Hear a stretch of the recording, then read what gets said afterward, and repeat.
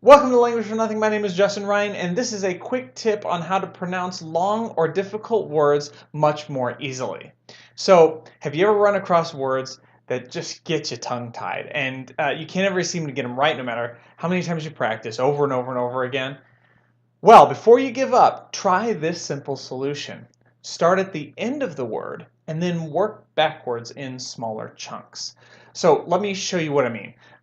So we're going to take this long English word, for example. Whoa, look at all those letters. By the way, if you have no idea what this word is by looking at the full thing, you probably know by its abbreviation, EGD, which you might know is a medical procedure where they put a scope down your throat to examine your upper digestive system. But anyway, by now you've probably tried to pronounce the full word, and if you're like me, it probably came out something like this. Boop. Esophagogastrocnerdodontomy. Esophagogurstudurnernostacopy.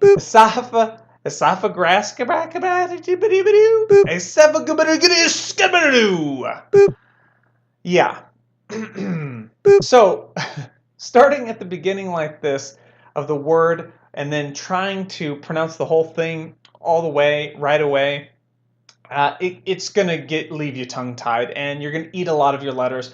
So instead, what I recommend is to start at the end of the word with a more bite-sized chunk. So for this example, we'll start with oscopy. So you could even start with something smaller like capi, but oscopy is easy enough and it leads us toward more of a correct pronunciation of the word. So now going backwards, let's add the chunk that comes right before this one, which is den. So den plus oscopy makes denoscopy. It's pretty easy when you add them one at a time like this, right? Okay, so let's keep going. Duo is the next chunk right before this one. And adding duo to denoscopy gives us duodenoscopy. It's a little longer now, but it's still very manageable. Duodenoscopy. So at this point, we're halfway through the word, so let's briefly set aside the second half and then do the same thing with the first half. So the end of the first half is gastro. Now this is really easy and should be familiar to most English-speaking people. So now let's add the chunk right before it, which is go. So we've got go gastro. Two easy words smushed together. Go gastro. Now all we have left is to add the very beginning part, which is esopha. Now it does have 3 syllables, but it's still easy enough. Esopha. So esopha plus go gastro makes esophagogastro. Now before we forget, let's hurry back to the second half of the word so we don't forget it. Can you remember how to pronounce it? Duodenoscopy. Duodenoscopy. So what about the first half?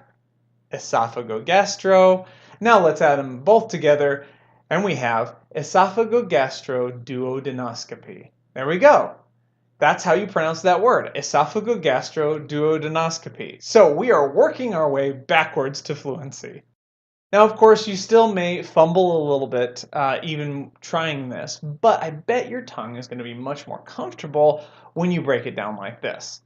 And that is how you want to break down hard to pronounce words in the foreign language that you're learning so you can get your tongue to cooperate with what you're seeing on the page. If you like these kind of videos, you should check out my free video course called The Foreign Language Smart Start, which helps you get started learning your first words and phrases in a foreign language. And like I said, it is completely free, not even an opt-in required. You can check out all of the videos by going over to languagefromnothing.com/FLSS, or just click the link in the menu. Also, if you'd like to see the principles from the video course put into action by yours truly, you can check out the 28-day Spanish challenge that I did, where I took one Spanish phrase a day for 28 days, learning them using the principles of the course. So you can check that out by going over to the Spanish from Nothing section of my blog by clicking the link in the menu for that as well. So hope to see you over there.